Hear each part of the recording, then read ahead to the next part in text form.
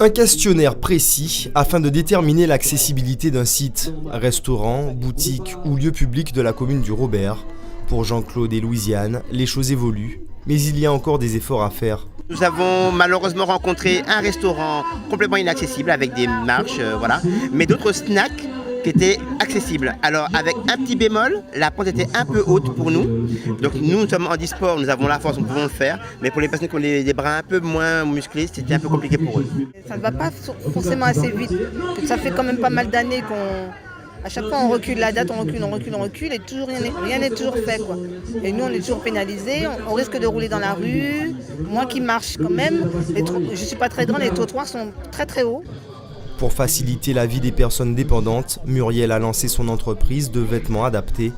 Ils offrent un confort et sont simples à enfiler. Une idée novatrice en Martinique.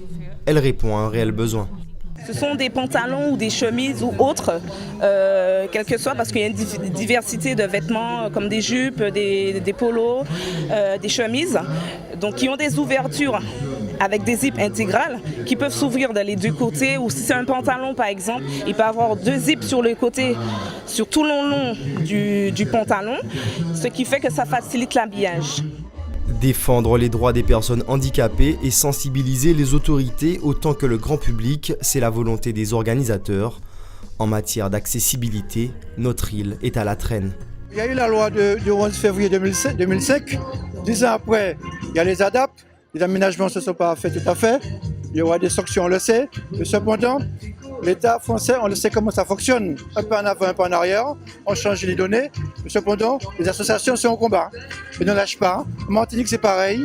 Et c'est pourquoi avec Martinique Access, on se bat sur le fond d'accessibilité pour ne pas laisser ni le public, ni le peuple, ni les élus manquer à leur parole. Et surtout, mettre en action les directives.